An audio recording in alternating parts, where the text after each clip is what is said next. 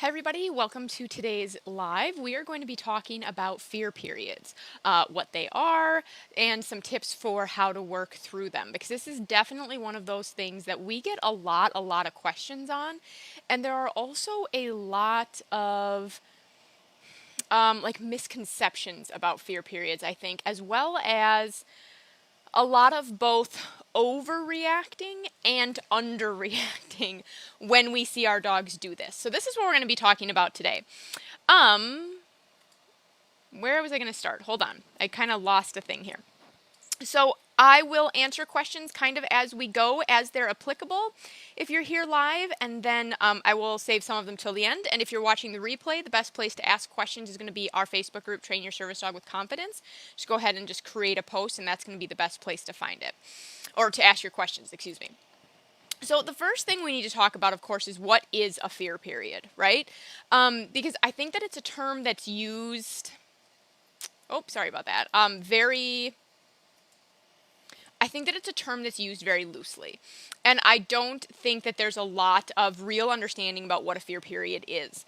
So the thing about fear periods is that the research that they were based on was very faulty. So it was just a poorly run study kind of all the way around. And from that study, people took this idea of fear periods and really ran with it. And it really has exploded. And the problem with the term fear period, especially since the research does not support a phase sort of fear period as our dogs are developing. The problem with this idea of fear periods and the phrasing around it is that it leads people to believe they are temporary and they will go away on it, like it will go away on its own.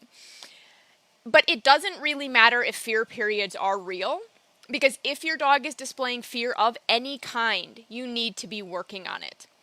And how you work on it doesn't really change either way. So the thing about it is that there's all this debate about whether or not fear periods are real. And then when especially people training their first service dog or people just newer to the dog training world, which, like I've said before, there's nothing wrong with being new. The term fear period makes us believe that it's just a normal thing that's just going to happen and our dogs are going to grow out of it. And to top it off, as soon as people start asking about these fear periods and how to work through them, a lot of advice along the lines of, oh, that happened to my dog and he grew out of it, is given. This idea that it's a phase, and phases go away naturally. That is very damaging, because not only do we not have research to support this idea of a fear period that comes in a wave and then leaves, again, if your dog is displaying fear of any kind as a service dog in training, it needs to be addressed. It doesn't matter per se what or why or whether or not there's a fear period involved. Service dogs really need to be confident and calm in all kinds of environments and around all kinds of things. So fear is definitely something that we need to get on top of. Now, along those lines, though, where we have the one camp of people that are underreacting with this idea of, oh, it's just a fear period, it's going to go away on its own, which is not necessarily true, because very often things start as phases and then continue into adulthood as they become more learned. We also have this other camp of people who really, really overthink this and almost panic. And I totally understand that reaction, especially if you had a very confident puppy and then all of a sudden he seems to be afraid of everything, and you know that fear is a problem for service dogs. So I understand that reaction, and even I have that reaction when my dogs do that. So I have all of my service dogs have at some point been nervous about something, I think with the exception of one.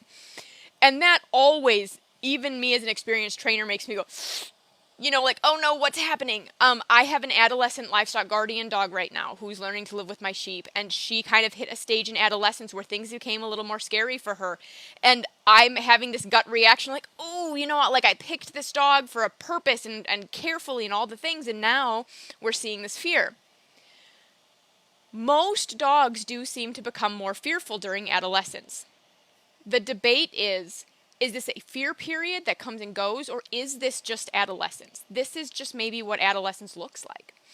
So we want to be working on it, and we don't want to overthink it, and we also don't want to underreact. And I'm sorry if that was all very zigzaggy and spiralic just now, because I think I jumped around from topic to topic there quite a bit. I obviously didn't make enough slides to keep me on track. But what we're looking for is a middle ground. We want to immediately start to work on it, but we also don't want to panic and overthink it. So let's go through some tips on how to work through a fear period. Because like I said, if your dog is displaying fear, we want to be working on it, right?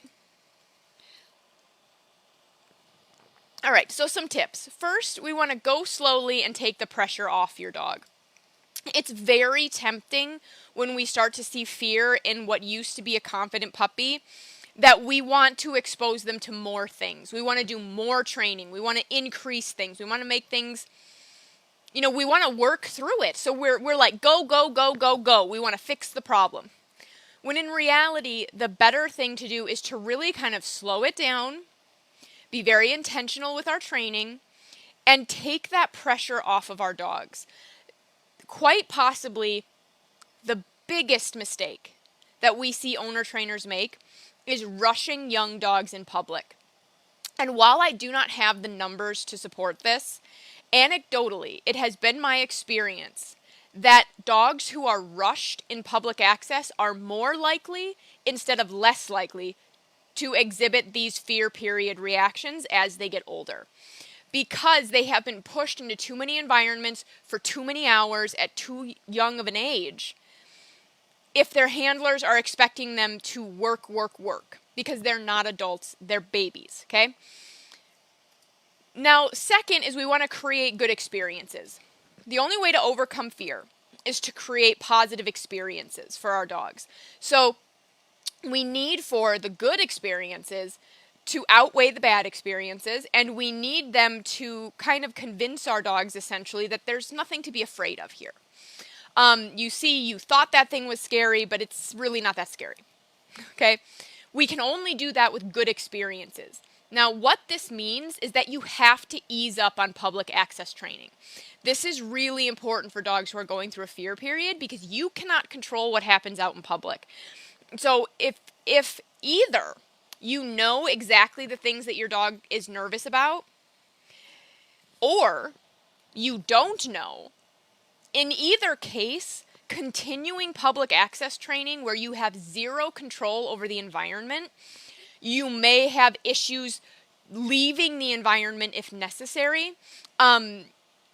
This is going to conflict with that whole thing we just talked about, which is creating a good experience, okay? So if I know, for example, that my dog is going through a phase, we're going to call it a phase right now, but we know we need to train it, right?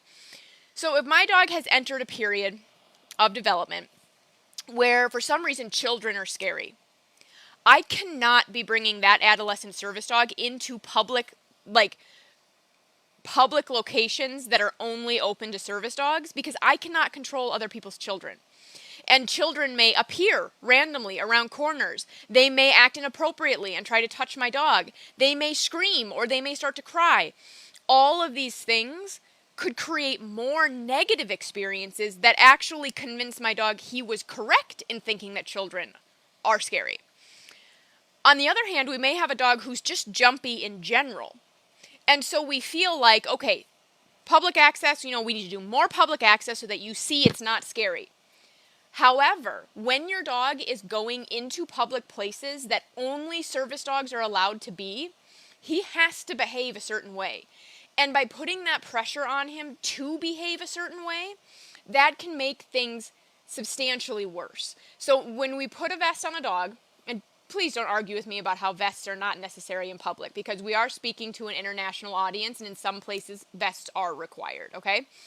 So if we're going to do what, most of us trainers would consider a vested trip to public, so one where we're going someplace that is only open to service dogs, it is important that they stay in heel position. They are certainly not free to explore the environment because they can't be sniffing things, they can't be greeting people, they can't be touching stuff.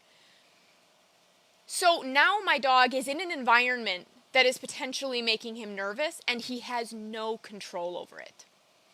That is not helpful. That is going to make things worse. So what we need to do is go slowly, take the pressure off the dog, create good experiences, and ease up on public access training.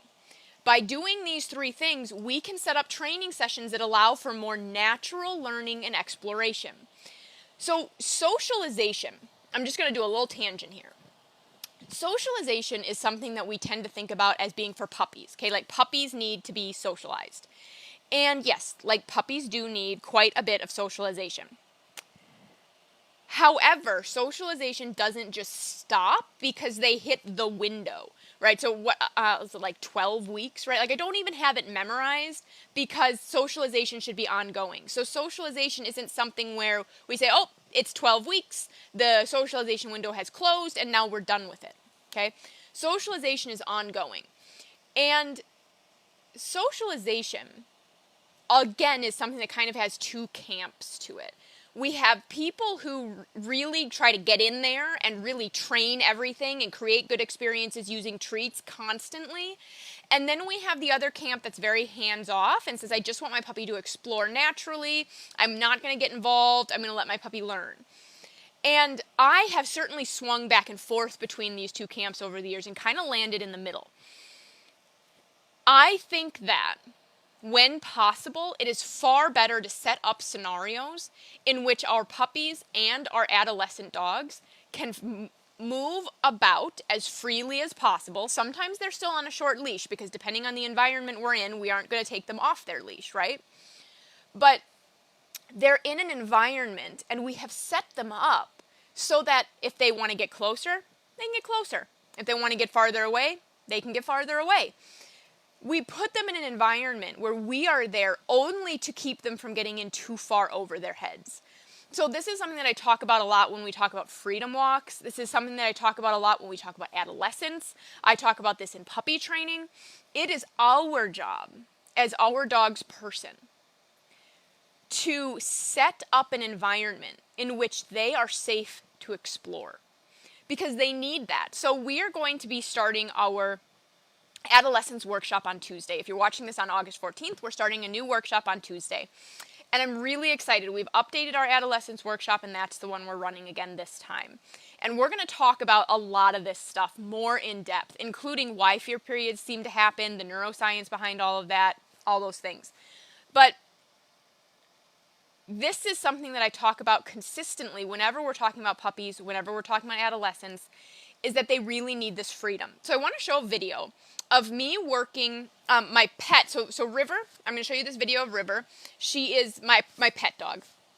And this was taken earlier in the summer, I think late spring. And so she would have been, I can't remember how old she was. She's not even a year yet. She's maybe like 7 months now. So she is an adolescent.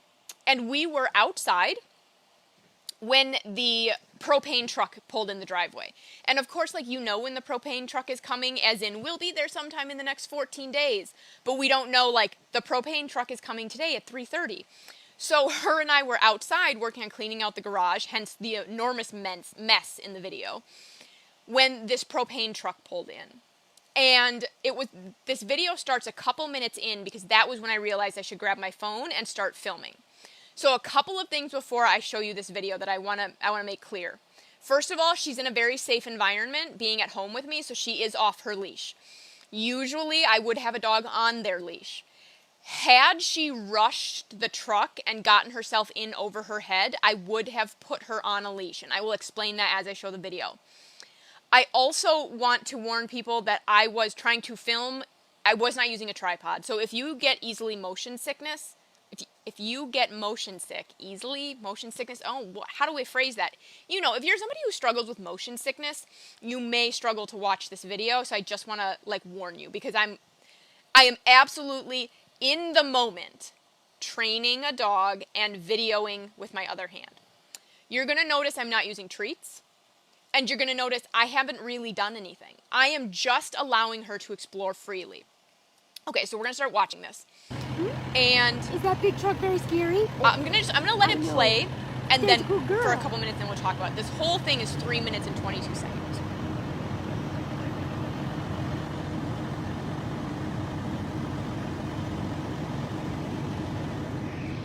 I also want to be clear that the truck scared her. When the truck pulled in the driveway, she was like, "OMG, what is that?"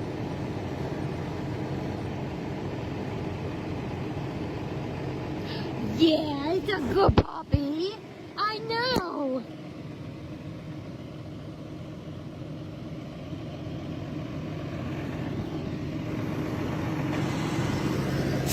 So the truck is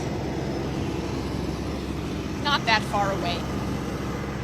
You can see how she wants to move away from it at times, so I move with her.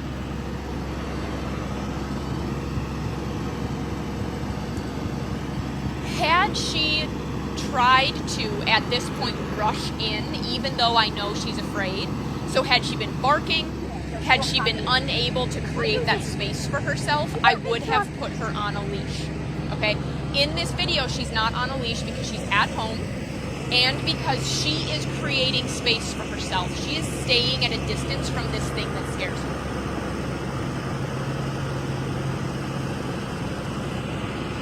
Yeah, it's a big truck.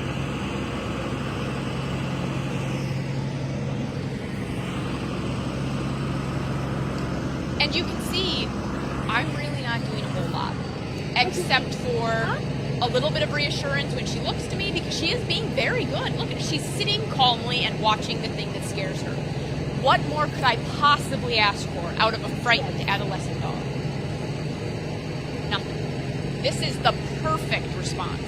She has picked a distance that feels comfortable for her, and she is watching it and learning about it at her own pace. Now, if I needed to put her on a leash to prevent her from getting too close, I would have just prevented her from getting too close with it, but otherwise I still would have followed her around. So if you guys have been following me for a while, you've seen me talk about freedom walks. Think freedom walk.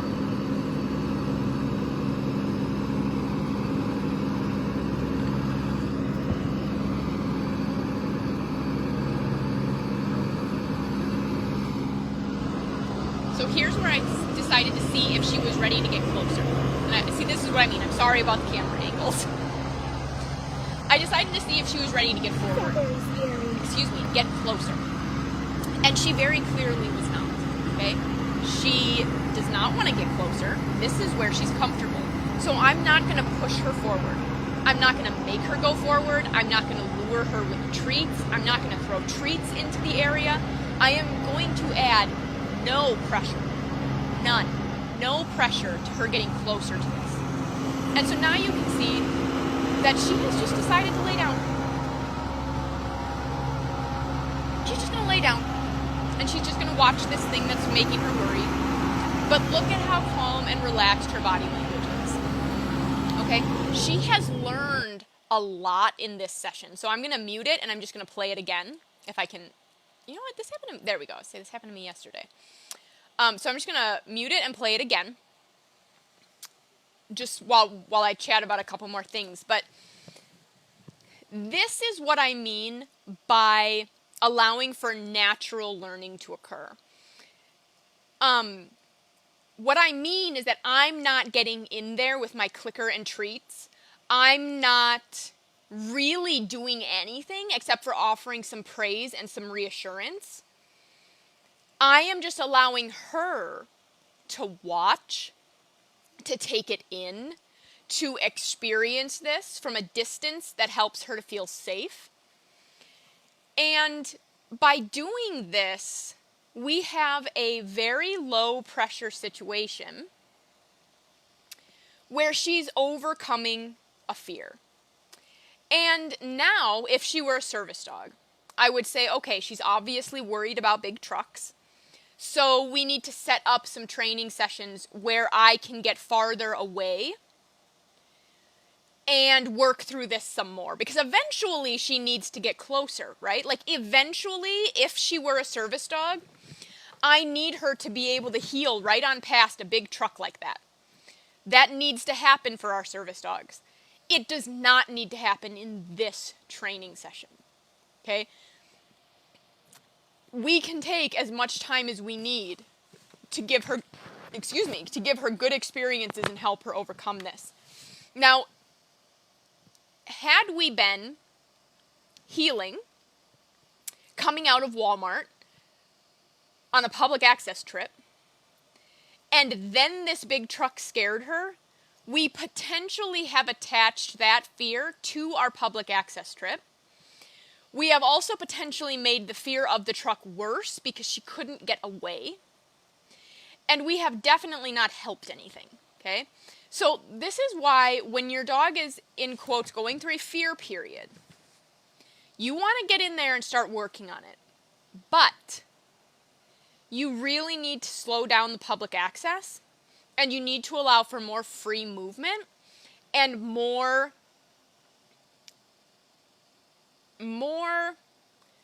opportunities for your dog to just watch and observe the world without extra pressure from you, which we all do in, like, we mean well. All right, so I'm going to answer some of these questions. If you guys have any questions, put them in the comments, and when this is over, I'll turn it off. But breed, she's a purpose-bred livestock guardian dog, so she's not living with my sheep. She's like I said, she's a pet. I don't recommend livestock guardian dogs as service dogs for a variety of reasons, and I say that living with 3 of them. So she's just a pet. She's growing up as like a general farm guardian because I live in the middle of the woods. So anyway, she's just a pet, but she's a livestock guardian dog. If there is more reactivity, so if she started growling, barking, would you just leave, increase distance, leave altogether? I don't want my pup to have the experience of barking and then successfully making the scary thing go away. Okay, so I don't know, again, like I don't know who asked the question. So whenever I get questions like this, first of all, I'm going to address it from a like big picture, and then I'll bring it in so I fully understand that this may or may not apply to your situation. So I'm definitely not like blaming you for anything, just so you, like, I'm going to start wide and narrow it in. And I also don't know who asked the question, so if I do know you and your dog, I apologize that I'm not remembering things. So, a couple of things. First of all, if we have reactivity of any kind, barking, lunging, growling, the dog has to be immediately pulled from public access work until you can solve the problem. Like, full stop. Dogs who are, and this is just like the disclaimer that I need to say every time somebody mentions reactivity, because I don't want to accidentally give a false impression. If a dog is barking, lunging, growling, any of these behaviors or others that could be lumped in with reactivity or aggression, the dog needs to immediately be pulled from public access until the problem is completely solved. So it's just important, like I said, that I put that disclaimer on there. Now, secondly,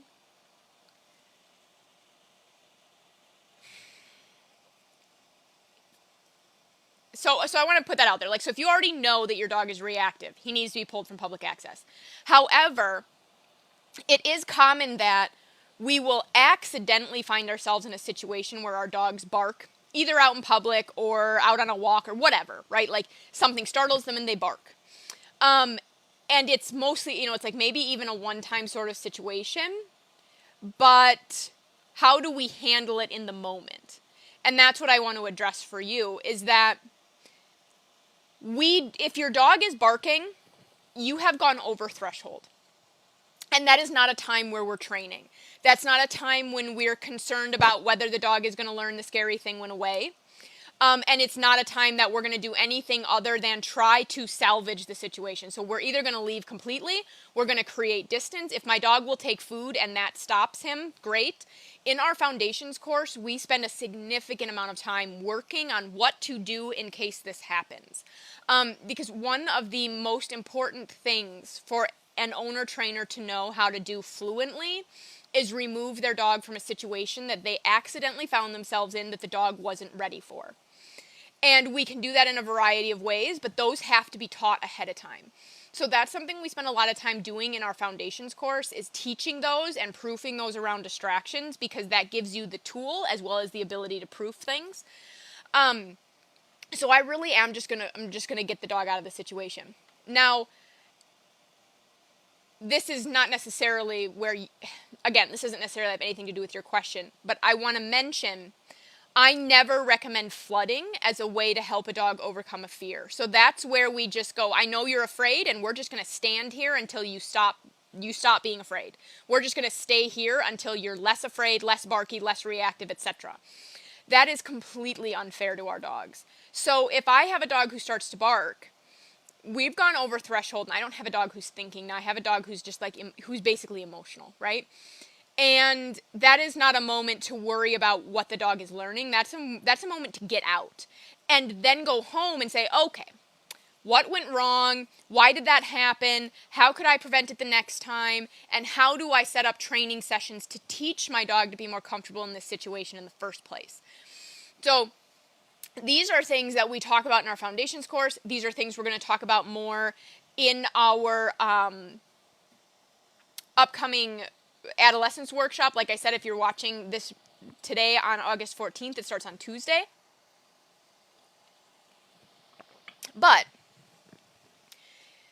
so like again, if anybody's dog is reactive, like they bark and lunge every time they see fill in the blank, the dog needs to be pulled from public access training. However, I do think almost every handler has at some point a dog who accidentally starts to bark at something because it's something we just accidentally made a mistake, right? And then that's just where I'm just going to get out of the situation altogether. Now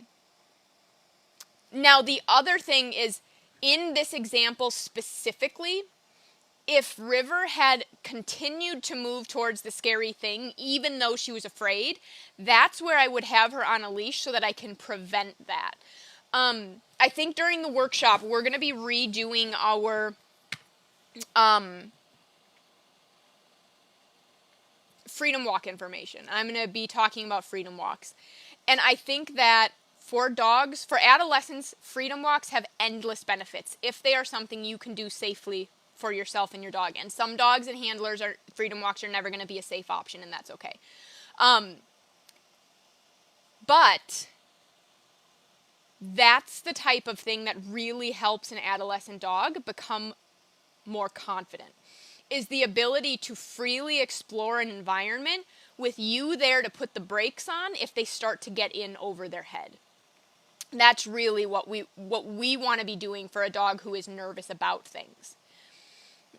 Do all dogs experience fear periods? I haven't noticed it in my dog, and I'm not sure if I'm just not noticing the signs. So again, and you just, maybe you weren't here right at the beginning, and that's totally fine. This kind of goes back to what we were talking about at the very beginning of this video, is that there is no research to support, unless there's new research that I'm unaware of, and if somebody has that, absolutely put it in the comments. I would love to know if there's any more current research on fear periods. But as of the last time that I looked into this topic and looked for research on it, there was no research that supported fear periods are a thing.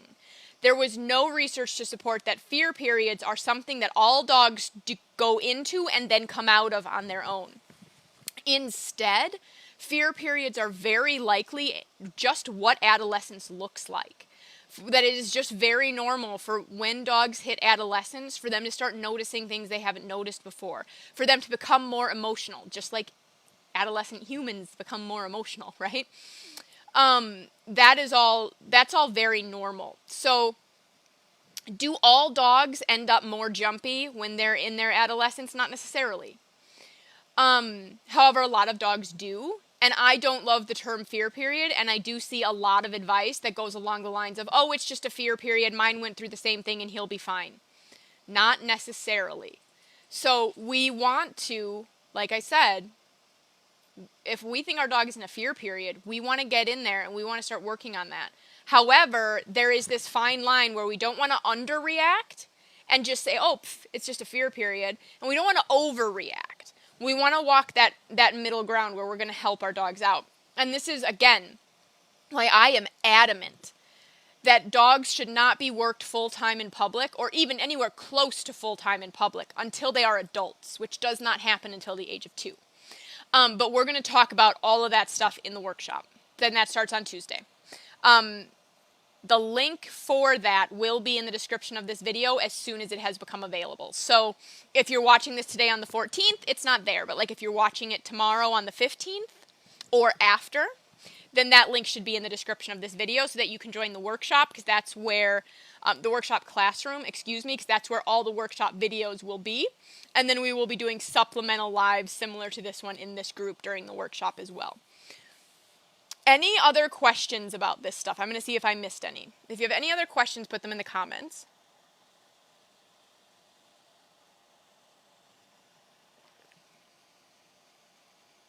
Okay, good. So I don't think I missed any. We are going to talk in the workshop about a lot of things that directly impact a dog going through a fear period and why they happen and other things that help.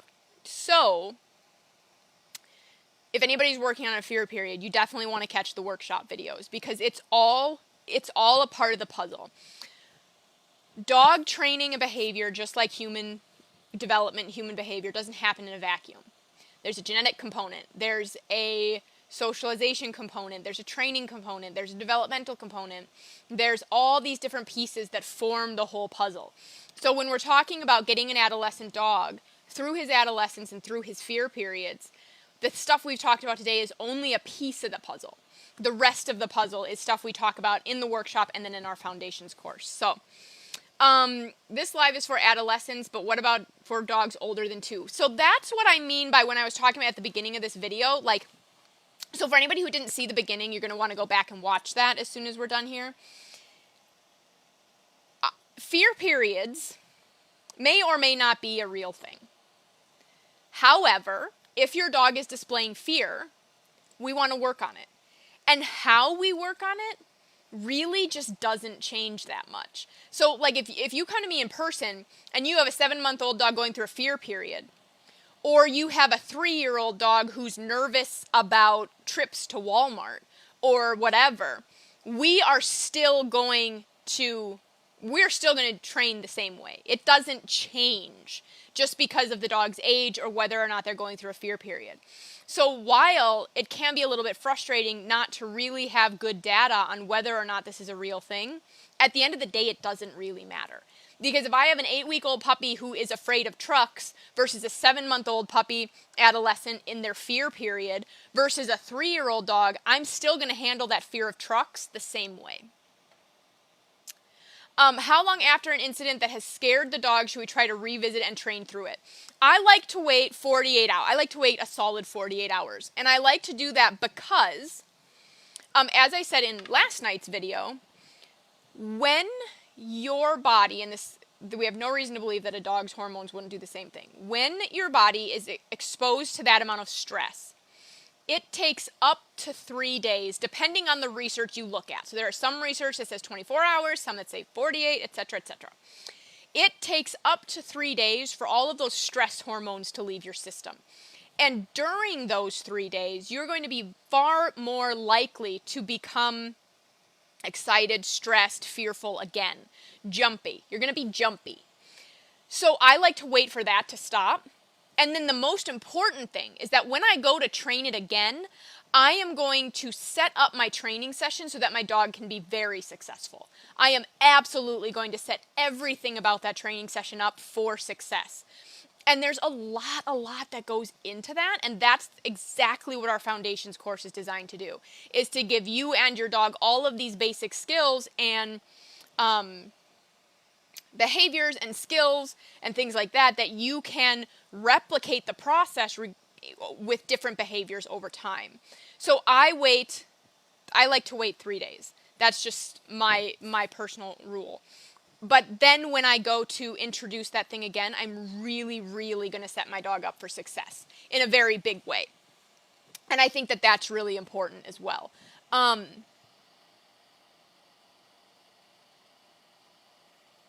There's something else I think I wanted to say. Oh, I was just going to give you another example. So it's like if you are driving and you get in a near miss, right? Like you almost get into a car accident, but you don't. You know that flood of that hormonal response you get, all of those feelings that go through your body physically? Those hormones that cause that don't just immediately go away. That's why, like, I've had that happen a couple of times where I've almost been hit while driving. And for a good 12 hours afterwards, I am far more jumpy than normal. I am more jumpy at sounds. I'm more paranoid in the car, all of these different things, because those stress hormones are still floating around. So we want to be conscious of that whenever we're working through something that that scares our dogs. And I want to touch on that really quickly too, is that we're about to have another resource come out on this, but it is really important to remember that it is okay for our dogs to startle. Even as fully trained service dogs, it's okay for them to startle. What we want, though, is for the startle reaction to be relatively minor, and then we want them to recover very quickly. So that within 5 to 10 seconds, the dog has come back to normal. So a waiter drops a dish, the dog does a little jump, looks at it, settles, goes right back to normal. That's what we're looking for. If we have dogs that are so fearful that they are hiding, that they are barking, lunging, growling, that they are shaking, that they are trying to bolt. So I washed a service dog out for this during adolescence. When something startled him, he would try to run. And that is a huge safety hazard for his future. That would have been a huge safety hazard for his future handler. That this general response of trying to bolt when something startled him. These reactions are over the top. And these reactions we want to have checked out by an in-person trainer. Even if we think it's just a fear period, I think it's really important that we remember that there's nervousness and jumpy and worried, and then there's fearful. And I don't generally, it's normal for dogs to get more jumpy during adolescence, but there is a line there, and so we just want to be aware of that as well. Okay, so that's going to be it for today. On Tuesday, our first workshop will come out, and we will be doing a handful more lives like this over the next few weeks. So I hope that you guys are having a great weekend, and I will see you in the next video. Have a good day.